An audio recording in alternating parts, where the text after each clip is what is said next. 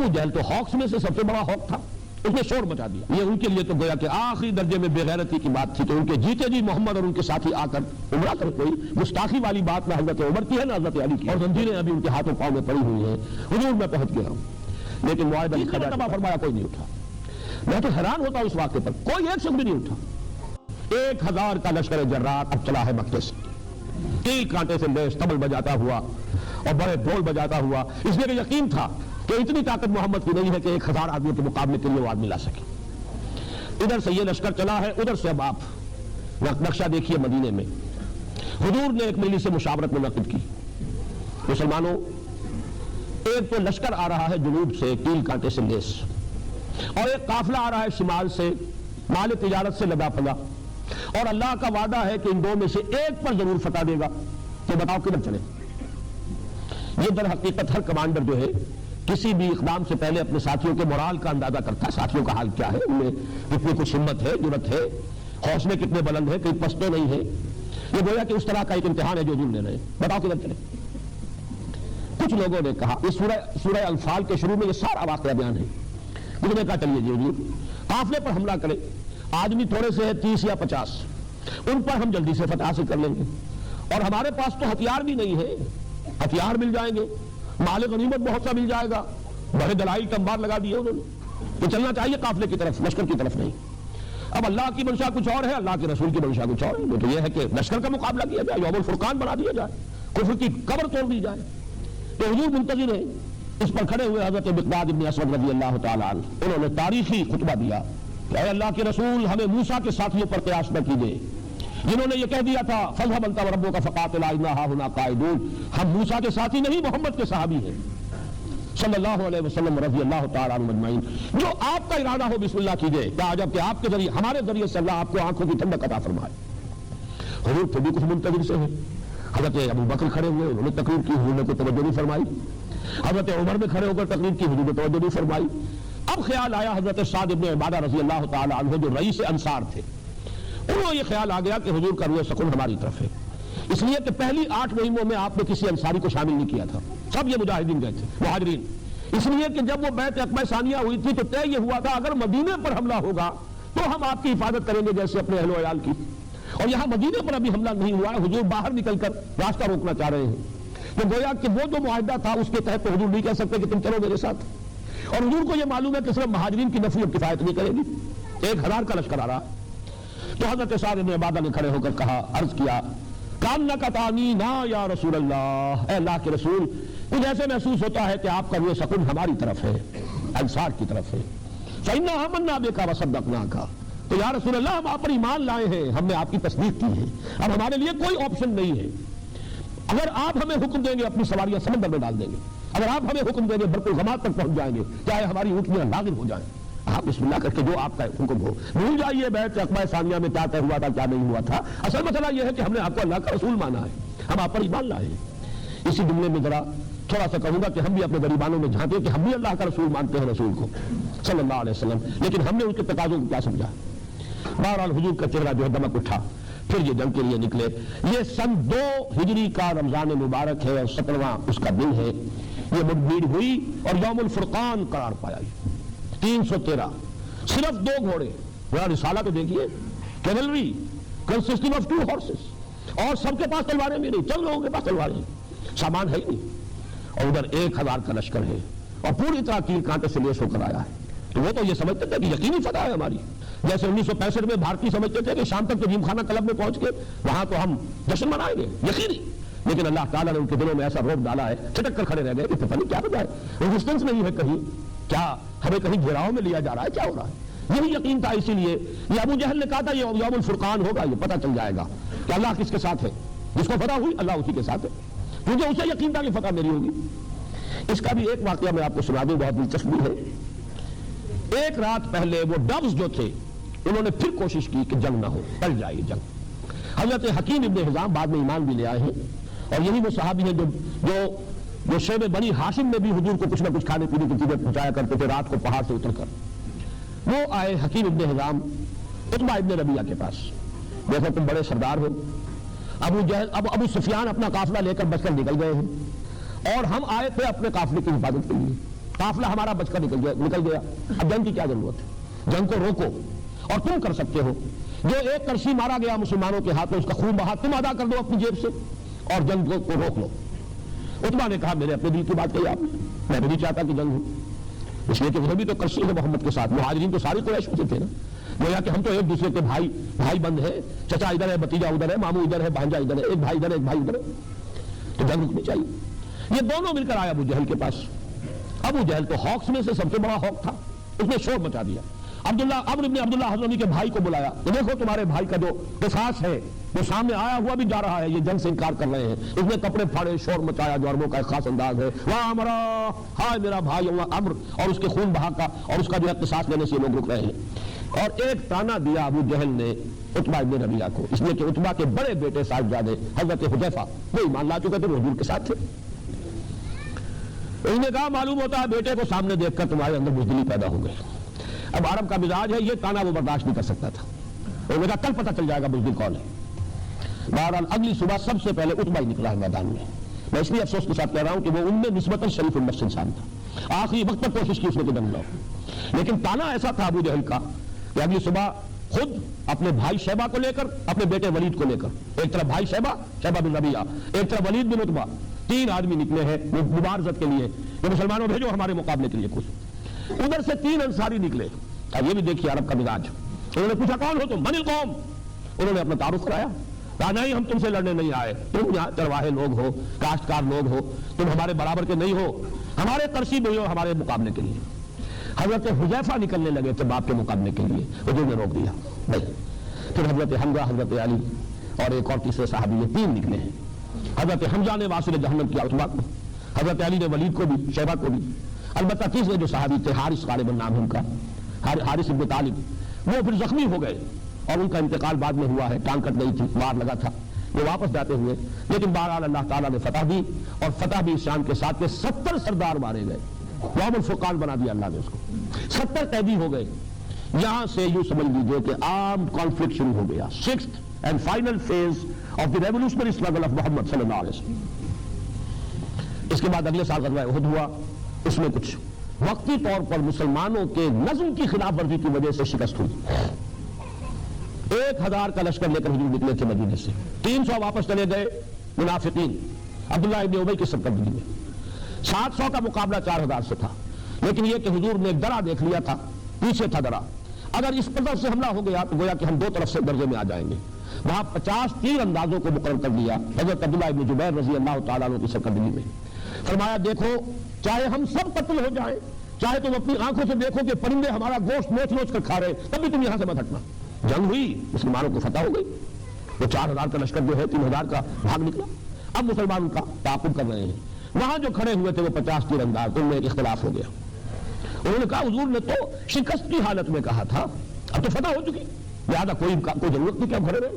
لیکن یہ کہ ان کے جو کمانڈر تھے حضرت عبداللہ ابن زبیر، وہ کہتے رہ گئے کہ یاد کرو حضور کے قول کو، مت ہلو یہاں سے، لیکن ان کی حکم عدولی کر کے 35 وہاں سے تیر انداز جو ہے راستہ چھوڑ کر چلے گئے، پنگڑا رہ گئے۔ خالد ابن ولید تھے اس میں، وہ جو ان کی کیولری تھی 200 ہارسز کی، 200 horses strong cavalry under the command of Khalid ibn Walid. ان کی عقابی نگاہ نے دیکھ لیا کہ وہ درہ خالی ہے، اگر تو شکست ہو چکی ہے لیکن اس شکست کو فتح میں بدل سکتا ہوں، پورا چکر لگایا ہے احد کا، اور وہاں سے جو حملہ کیا ہے تو پھر وہ شکست میں بدل گئی فتح۔ 70 صحابہ شہید ہو گئے، اس پر جو قرآن مجید میں تبصرہ آیا ہے وَلَقَدْ صَدَقَكُمُ اللَّهُ وَعْدَهُ إِذْ تَحُسُّونَهُم بِإِذْنِهِ، اے مسلمانوں تم اللہ کو دوش نہیں دے سکتے، تم ہم سے شکایت نہیں کر سکتے، ہم نے اپنے وعدہ سچا کر دکھایا تھا، تمہیں مدد دی اور تمہیں فتح دی، تم انہیں گاجر مولی کی طرح کاٹ رہے تھے۔ حتیٰ اذا فشلتم وتنازعتم فی الامر وعصیتم من بعد ما اراکم ما تحبون، لیکن جب تم نے ہی نظم کو ڈھیلا کر دیا، تم نے حکم کی نافرمانی کی، حضور کے حکم کی تو انہوں نے تعویل کرنی تھی کہ حضور نے تو کہا تھا اگر شکست ہو جائے تب، اب تو فتح ہو گئی، لیکن اصل لوکل کمانڈر کا حکم تو تھا نا، من اطاع امیری فقد اطاعنی ومن عصی امیری فقد عصانی، جو میں پہلے بیان کر چکا، جس نے میرے مقرر کردہ امیر کا کہنا مانا اس نے میرا کہنا مانا، جس نے اس کی نافرمانی کی اس نے میری نافرمانی کی، اس کی صلاحیت اللہ نے دی ہے۔ حضور زخمی ہوئے، دندان مبارک شہید ہوئے، خود کی کڑیاں جو ہے تلوار کا وار ایسے پڑا ہے کہ خود کی کڑیاں آپ کے رخسار کی ہڈی کے اندر گھس گئی، وہ نکالی نہیں جا رہی تھی، ایک صحابی نے دانتوں سے پکڑ کر کھینچا ہے تو ان کے اپنے دانت نکل گئے، پھر خون کا فوارہ چھوٹا ہے، کرسی پاری ہوئی ہے، خبر اڑ گئی کہ حضور قتل ہو گئے، موسیٰ بن عمیر قتل ہوئے، شہید ہوئے، وہ چونکہ علم بردار تھے، ان کے ایک ہاتھ میں علم تھا، اس پر تلوار کا وار ہوا کٹ گیا، دوسرے سے تھاما، دوسرے پر وار ہوا وہ بھی کٹ گیا، پھر دونوں بازوؤں کے بچے ہوئے حصوں سے تھاما، پھر شہید ہو گئے۔ حضرت حمزہ شہید ہو گئے، 70 صحابہ۔ یہ اپس اینڈ ڈاؤنز آئے ہیں۔ بدر میں 70 ان کے مارے گئے، احد میں 70 صحابہ شہید ہو گئے۔ لیکن یہ کہ بہرحال پھر غزوہ احزاب اور تفصیل میں بیان نہیں کر سکتا، 6 سال تک یہ اپس اینڈ ڈاؤنز چلے، بالآخر اللہ نے فتح دی۔ وہی رمضان کا مہینہ سن 8 ہجری، اور 10,000 کا لشکر لے کر حضور صلی اللہ علیہ وسلم مکے میں داخل ہوئے ہیں فاتح کی حیثیت سے۔ 10 رمضان مبارک سن 8 ہجری۔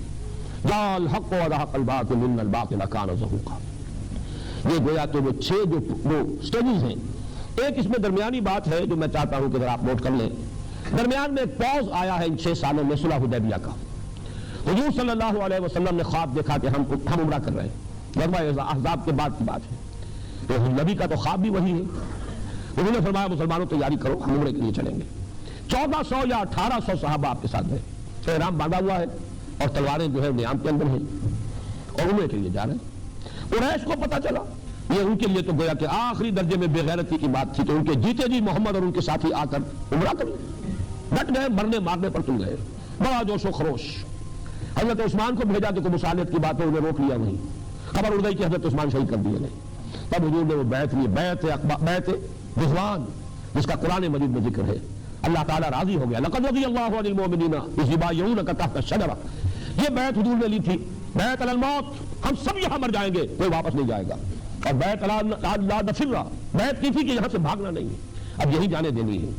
لیکن یہ کہ مکے والوں کو بھی کچھ لوگوں نے، سمجھدار لوگوں نے سمجھا دیا کہ محمد اور ان کے ساتھی بھی آخری درجے میں تلے ہوئے ہیں، یہ بیعت ہو چکی ہے۔ جیسے آج کل ہوتے ہیں وہ سوسائڈ اسکواڈز، گویا کہ طے کر لیا جائے کہ اب تو جانے دے دینی ہے، قدم پیچھے نہیں ہٹانا، دشمن کو وارکاری لگا دینا ہے، چاہے اپنی جان رہے یا نہ رہے۔ گویا کہ اس انداز کی بات سمجھیے جدید اصطلاح میں کہ یہ بیعت اس لیے اتنی اللہ کو پسند آئی ہے کہ اللہ تعالیٰ نے اس کے اوپر اپنی رضامندی کا اعلان قرآن مجید میں کیا ہے۔ اس پر پھر قریش نے بھیجا ہے سہیل بن عمرو، یہ ایک بہت ہی جہاں دیدہ تجربہ کار سردار، بعد میں یہ بھی ایمان لے آئے ہیں، لیکن اس وقت یہ قریش کی طرف سے نیگوشیٹر کی حیثیت سے آئے ہیں، اور انہوں نے آ کر پھر جو صلح کی شرائط ہوئی ہے اس میں پھر وہ اعتراض کیا۔ حضور صلی اللہ علیہ وسلم نے جب لکھوانا شروع کیا، حضور نے کہا، حضرت علی لکھ رہے تھے کاتب کی حیثیت سے، کہ لکھو یہ وہ معاہدہ ہے جو محمد رسول اللہ اور قریش کے مابین طے پایا۔ سہیل نے فوراً روک دیا، نہیں، یہ تو معاہدہ ہے جس پر سب کے دستخط ہوں گے، ہمارے بھی ہوں گے، تمہارے بھی ہوں گے، اور اوپر لکھا ہوا محمد رسول اللہ، اس کا مطلب ہم نے مان لیا اللہ کا رسول۔ اگر ہم اللہ کا رسول مان لیں تو جھگڑا کائے گا، پھر ہم تو نہیں مانتے، یہاں لکھا جائے گا محمد ابن عبداللہ۔ حضور مسکرائے، فرمایا تم مانو یا نہ مانو میں اللہ کا رسول ہوں، لیکن حضرت علی سے آپ نے فرمایا کہ علی میرا یہ مٹا دو، حرف رسول اللہ والے الفاظ ہٹا دو، ابن عبداللہ لکھ دو۔ حضرت علی نے عرض کیا، حضور میں اپنے ہاتھ سے نہیں مٹا سکتا۔ بہرحال حضور نے پھر خود مٹایا۔ اس کے بعد صلح جو تھی بڑی ان ایکول تھی، یعنی یہ بھی اس میں طے کیا گیا کہ اگر کوئی مکے سے مسلمان آیا مدینے تو اسے واپس کرنا ہوگا، اور کوئی مدینے سے اگر مرتد ہو کر واپس مکے آتا ہے تو مکے والے واپس نہیں کریں گے۔ اب یہ ان ایکول ہے، مکے سے کوئی مسلمان بھاگ کر اگر مدینے پہنچے تو حضور اور مسلمان پابند ہیں کہ اسے واپس کر دیں گے، لوٹا دیں گے۔ مدینے سے کوئی مسلمان اگر مرتد ہو کر واپس آتا ہے تو یہ واپس نہیں کریں گے۔ حضرت عمر کا خون کھول رہا ہے، سب کا خون کھول رہا ہے۔ حضرت عمر سے ضبط نہیں ہو سکا، انہوں نے آ کر حضور سے کہا کہ کیا ہم حق پر نہیں ہیں، کیا آپ اللہ کے رسول نہیں ہیں؟ آپ نے فرمایا میں حق پر ہوں، میں اللہ کا رسول ہوں، تو پھر یہ ہم دب کر صلح کیوں کر رہے ہیں؟ حضور نے مسکرا کر فرمایا میں وہی کر رہا ہوں جس کا مجھے اللہ نے حکم دیا ہے۔ حضرت عمر کا غصہ اب بھی نہیں تھما، گئے حضرت ابو بکر کے پاس، کیا ہم حق پر نہیں ہیں؟ کیا ہم اللہ کے، کیا محمد صلی اللہ علیہ وسلم اللہ کے رسول نہیں؟ یقیناً حق پر ہے، اللہ کے رسول ہے، تو یہ ہم کیا کر رہے ہیں؟ انہوں نے بھی کہا وہ اللہ کے رسول ہے، وہی کچھ کر رہے ہیں جس کا انہیں حکم ہو رہا ہے۔ ساری عمر بعد میں حضرت عمر کو یہ ایک رنج رہا ہے کہ اس وقت میں ضبط نہیں کر سکا، لیکن یہ حمیت حق کا جوش ہے۔ اسی حمیت حق کے جوش میں حضرت علی نے بھی تو حکم نہیں کی نا کہ حضور کہہ رہے ہیں نام مٹا دو، اور نہیں مٹایا۔ یہ سب غیرت ہے، حمیت حق ہے، اس میں کوئی گستاخی والی بات نہ حضرت عمر کی ہے نہ حضرت علی کی ہے رضی اللہ تعالیٰ عنہما۔ لیکن ذرا نوٹ کیجیے، آخری بات آپ سے عرض کر دوں، اس کو کہتے ہیں ڈسپلن۔ اس درجے خون کھول رہا ہے، لیکن حضور کا جو فرمان ہے تسلیم، کوئی کیوں نہیں کر رہا سوائے حضرت عمر نے جو تھوڑا سا یہ مکالمہ کیا ہے۔ جب صلح ہو گئی تو سب سے بڑا امتحان اسی وقت آ گیا۔ ابو جندل اسی سہیل ابن عمر کے بیٹے ایمان لائے ہوئے تھے، اور اس سہیل ابن عمر نے، سہیل عمر بن سہیل نے رکھا ہوا تھا اسے اپنے گھر میں لوہے کی زنجیروں سے جکڑ کر۔ انہیں جب پتا چلا حضور اتنے قریب آئے ہوئے حدیبیہ میں، جس طرح بھی ہوا زنجیریں توڑوائیں، بھاگے آئے اس حال میں کہ جسم کے اوپر مار کے نشان ہیں اور زنجیریں ابھی ان کے ہاتھوں پاؤں میں پڑی ہوئی ہیں، حضور میں پہنچ گیا ہوں۔ لیکن معاہدہ لکھا جا چکا تھا کہ اگر کوئی آئے گا مکے والا واپس کرنا ہوگا۔ حضور نے کہا بھی کہ سہیل ابھی یہ معاہدہ ابھی لکھا گیا ہے، اس ایک معاملے کو ایگزیپٹ کر دو، ابو جندل کو ہمارے ساتھ جانے دو۔ وہ آ گیا نہیں، معاہدہ ہو چکا، واپس کرنا ہوگا۔ حضور نے فرمایا ابو جندل صبر کرو، اللہ تمہارے لیے راستہ نکال دے گا۔ وہ چیخے چلائے، مسلمانوں یہ مجھ پر کیا غضب ہو رہا ہے، ان بھیڑیوں کے حوالے مجھے کر رہے ہیں دوبارہ، لیکن کیا کریں حضور کا حکم ہے، مسلمان کچھ نہیں کر سکتے۔ مکے میں جب تھے مارے کھاتے تھے، کچھ نہیں کہتے تھے، اس لیے کہ حضور کا حکم تھا۔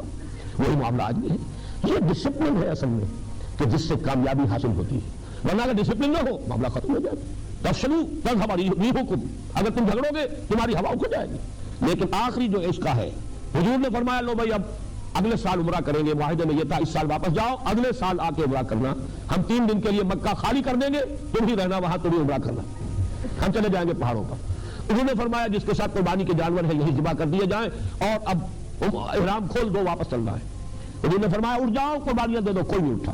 پھر فرمایا اٹھو قربانیاں دے دو، کوئی نہیں اٹھا۔ تیسری مرتبہ فرمایا کوئی نہیں اٹھا۔ میں تو حیران ہوتا ہوں اس واقعے پر، کوئی ایک شخص بھی نہیں اٹھا۔ اس پر حضور کچھ غمگین ہو گئے، اس لیے کہ لوگوں کے جذبات نہایت مزدحم ہو گئے تھے۔ یہ کیا ہوا؟ حضور نے تو کہا تھا عمرہ کریں گے، ہم بغیر عمرہ کیے ہوئے جا رہے ہیں، اور ہم ڈر گئے کفر سے، دب گئے کفر سے، ہم نے اتنی دل کر صلح کیوں کر لی ہے؟ تو ضبط تو کر رہے ہیں، لیکن بہرحال قلبی احساسات جو ہے وہ تو انسان کے اپنے اختیار میں نہیں ہوتے، صدمہ تو ہوتا، لہذا کوئی نہیں اٹھا۔ حضور گئے اپنے خیمے میں، حضرت ام سلمہ رضی اللہ تعالیٰ عنہ اس کے ساتھ تھی۔ حضور کا یہ وہ قاعدہ تھا کہ ہر سفر میں آپ اپنی ایک زوجہ محترمہ کو ضرور ساتھ رکھتے تھے۔ حضرت ام سلمہ بہت ذہین خاتون تھی۔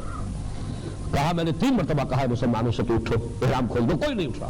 انہوں نے مشورہ دیا حضور آپ زبان سے کچھ بھی نہ کہیے، خود جا کے اپنی جانور کی قربانی دے دیجیے، احرام کھول دیجیے۔ بس حضور نکلے کیا تو سب کھڑے ہو گئے۔ میں اسے کہا کرتا ہوں کہ یہ حالت منتظرہ تھی، they were waiting for something، ہو سکتا ہے تو صورت بدل جائے، وہی ہمارا امتحان ہی نہ لے رہے ہو حضور اس اعتبار سے، لیکن جیسے حضور نے احرام کھول دیا آپ سب کھڑے ہو گئے، سب نے احرام کھول۔ اسی لیے اس کو کہا ہے انا فتحنا لک فتحا مبینا، یہ صلح نہیں ہے محمد، ہم نے آپ کو اس صلح کے پردے میں بہت بڑی فتح عطا کر دی۔ کیا فتح کا پہلو تھا کہ اگر قریش نے صلح کر لی محمد کے ساتھ صلی اللہ علیہ وسلم تو پورے عرب کے قبائل کو معلوم ہو گیا now Muhammad is a power to reckon with، اب محمد کی طاقت ایسی ہے کہ گویا کہ قریش نے صلح کر لی ہے محمد کے ساتھ۔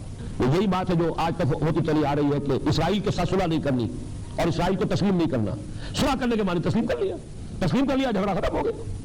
تو محسوس یہ ہوا کہ جب قریش نے صلح کر لی ہے تو گویا کہ قریش نے تسلیم کر لیا ہے کہ اب محمد صلی اللہ علیہ وسلم کی طاقت بہت بڑی ہے، رو پڑ گیا پورے عرب پر۔ پھر حضور یکسو ہو گئے، قریش کے ساتھ جب صلح کا معاہدہ ہو گیا، اب آپ نے خیبر پر چڑھائی کی، خیبر فتح کر لیا، اس لیے کہ ان کے تو ہاتھ بن گئے تھے، یہودیوں کی مدد کو اور قریش نہیں جا سکتے تھے، آپ نے حملہ کیا خیبر پر، خیبر فتح کر لیا، بہت بڑا مال غنیمت ہاتھ آیا۔ پھر اسی عرصے میں اب جو آخری بات میں آج عرض کروں گا وہ صرف یہ ہے، اسی عرصے میں اب پہلی مرتبہ حضور صلی اللہ علیہ وسلم نے بیرون ملک عرب دعوتی خطوط ارسال کی۔ یہ بہت اہم نقطہ ہے، ایک مذہبی تبلیغ ہوتی ہے، ایک انقلابی تبلیغ ہوتی ہے۔ مذہبی تبلیغ پھیلتی ہے زمین پر، انقلابی تبلیغ ایک انقلابی عمل ایک جگہ کے اوپر پروان چڑھتا ہے، اوپر جا کر پھیلتا ہے، جیسے درخت ہوتا ہے آم کا درخت، جیسے ہی گٹھلی پھٹے گی 2 پتے نکلیں گے، لیکن وہ آم کا درخت جو زمین پر پھیلتا نہیں، خربوزے کی بیل کی طرح وہ سیدھا اوپر جائے گا، جوان ہوگا وہیں پر اب پتے لگیں گے، وہیں پر اب ٹہنیاں ہوں گی، وہیں آم لگے گا، پھر وہ پھیلے گا۔ جبکہ بیل جو ہوتی ہے خربوزے کی ککڑی کی وہ زمین پر پھیلتی، اوپر نہیں اٹھتی۔ یہی فرق ہے، ایک تبلیغ ہے خالص مذہبی تبلیغ، جیسے عیسائیوں کے مشنز ہیں، ان کے پاس کوئی نظام ہے ہی نہیں جو انہیں قائم کرنا ہو، کسی ریولوشن کا کوئی ان کے سامنے نقشہ ہی نہیں، وہ تو صرف ایک عقیدے کی تبلیغ کرنی ہے، لہٰذا وہ پوری دنیا میں کرتے پھرتے۔ لیکن ایک کمیونزم، وہ ایک نظام لانا چاہتے تھے، لہٰذا انہوں نے پہلے ایک ملک میں کنسنٹریٹ کیا، ایک ملک میں انقلاب برپا کیا، پھر آپ کو معلوم ہے انقلاب جو ہے پھیلتے چلے گئے، اس میں آ گیا، اس کے بعد جو ہے آدھی دنیا میں وہ انقلاب آ گئے۔ یہاں یہ معاملہ سمجھ لیجیے کہ حضور صلی اللہ علیہ وسلم نے 10 برس مکے سے باہر قدم نہیں نکالا۔ مکے سے باہر پہلے 10 سال آپ جاتے تھے، صرف عکاس کا میلہ ہے، وہ بازار لگے ہوئے ہیں، بازاروں میں میلوں میں تبلیغ کے لیے، ورنہ کسی دوسرے شہر بھی آپ تبلیغ کے لیے نہیں گئے۔ He concentrated his full attention پورا وقت مکے پر۔ اس کے بعد جب مکے والوں نے طے کر لیا کہ اب انہیں قتل کر دو، تب پہلی مرتبہ باہر قدم نکالا طائف گئے۔ وہاں سے ناکامی ہو گئی، اللہ نے کھڑکی کھول دی، خود کھول دی، مدینے سے پہلے سال 6، اگلے سال 12، اگلے سال 75 آدمی آ گئے، 72 مرد اور 3 عورتیں، اور وہ دارالحرب بن گیا۔ اب آپ کی تبلیغ کا دائرہ جزیرہ نما عرب کے اندر ہے۔ پورے 7 برس عرب سے باہر آپ نے کوئی خط تک نہیں لکھا، حالانکہ کیا قیصر کو خط نہیں لکھ سکتے تھے آپ؟ جو بعد میں لکھے خط، کیا لگتا تھا اس میں؟ خط لکھنا کیا مشکل تھا؟ کسی ایلچی کو بھیجنا تھا نا، تو مدینے میں تو اتنی نفری آپ کے پاس پہلے دن سے تھی. بادشاہ مصر کو بھی ایلچی بھیج دیتے, قیصر کو بھی, کسرا کو بھی, یمامہ کے رؤسا کو بھی, غسان کے رئیس کو بھی, ہر جگہ بھیج دیتے, نہیں بھیجا.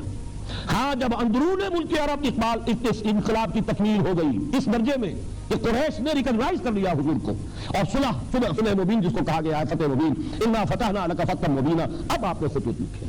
گویا کہ اندرون ملک عرب ایک طرح سے کام اب تکمیل کو پہنچ رہا ہے, کیونکہ سن 7 کے بعد سن 8 میں مکہ فتح ہو گیا, اسی سال حنین کی فتح ہوئی, اور اس کے بعد عرب میں کوئی طاقت نہیں تھی جو حضور کے مقابلے میں آتی. لہذا اذا جاء نصر اللہ والفتح ورأيت الناس يدخلون في دين الله افواجا, پورے عرب میں اللہ کا دین غالب ہو گیا. یہ جو خطوط آپ نے بھیجے تھے اس کے نتیجے میں اب بیرون ملک انقلاب محمدی کی تصویر ایکسپورٹ کرنے کا سلسلہ شروع ہوا ان خطوط کے نتیجے میں. قیصر نے حضور کے ایلچی کی بڑی عزت کی لیکن ایمان نہیں لایا. کسرا نے توہین بھی کی, خط بھی پھاڑ دیا. حضور نے فرمایا اس نے میرا نامہ چاک نہیں کیا, اپنی سلطنت کے پرجے کر دیے. شاہ مصر تھا مقوقس, اس نے بھی عزت کی. یہ عیسائی تھے جو, کیونکہ ہرقل بھی عیسائی, وہ بھی جانتا تھا کہ اللہ کے نبی ہے. مقوقس نے بھی پہچان لیا تھا یہ اللہ کے نبی, کیونکہ عیسائیوں کے پاس علم تازہ تھا. ابھی وہ بحیرہ راہب تھا عیسائی, جس نے کہ ابو طالب سے کہا تھا یہ بچہ جو ہے اس کی حفاظت کر رہا ہے یہود سے, وہ اس کی جان کے در پہ ہو جائیں گے. تو انتہا علم تھا. حضرت سلمان فارسی کو بھی ایک عیسائی راہب نے کہا تھا جاؤ جنوب کی طرف کھجوروں کی سرزمین میں نبی آخر الزمان کا ظہور ہونے والا ہے. تو مقوقس نے بھی یہ کیا, ہدیے بھی بھیجے. آپ کو معلوم ہے ماریا قبطیہ جو حضور کی حرم ہے, جن کے بطن سے حضرت ابراہیم کی ولادت ہوئی ہے, وہ انہی کی طرف سے بھیجی ہوئی تھی. اور وہ براق جو ہے, وہ جو دلدل جو آپ کا جو تھا وہ بھی وہاں سے آیا ہوا تھا. بہرحال لیکن ایک غسانی جو رئیس تھا تو عرب شام کے علاقے کا, اس نے حضور کے ایلچی کو شہید کر دیا. یہ گویا کہ انقلاب کے آگے بڑھنے کے لیے اللہ نے راستہ کھول دیا. حضور نے انتقام کے لیے فوج بھیجی, غزوہ موتا ہوا, لیکن موتا کی جنگ جو ہے وہ اس اعتبار سے بڑی انیکول تھی. 3000 گئے تھے ادھر سے, وہاں سے 1 لاکھ مقابلے پر آ گئے. حضرت زید بن حارثہ شہید ہو گئے, حضرت جعفر طیار شہید ہو گئے, حضرت عبداللہ بن رواحہ شہید ہو گئے. پھر حضرت خالد بن ولید نے کمان ہاتھ میں لی ہے اور اپنی حسن تدبیر سے اس لشکر کو بچا کر نکال کر لے آئے. پھر حضور نے آخری سفر کیا اپنی حیات طیبہ کا, غزوہ تبوک. 30,000 صحابہ کو لے کر آپ نے مارچ کیا شام کی طرف, اور آپ 15 دن مقیم رہے ہیں تبوک میں, بلکہ شاید زیادہ 15 سے. لیکن یہ کہ ہرقل لاکھوں کی فوج لے کر موجود تھا شام کے علاقے میں, سامنے نہیں آیا. وہ پہچان چکا تھا یہ اللہ کے نبی. حضور آگے نہیں بڑھے, وہاں قیام فرما کر آس پاس کے قبائل کے ساتھ صلح کر کے اور ان کو حلیف بنا کر واپس آ گئے. یہ ہے سن 9 کا واقعہ. اور آپ کو معلوم ہے سن 10 میں پھر آپ نے اپنا حجۃ الوداع آخری حج کیا. بلکہ یہ بھی نوٹ کر لیجئے, یہ بھی ہماری جو ویلیوز ہے ان سے بڑی مختلف بات ہے.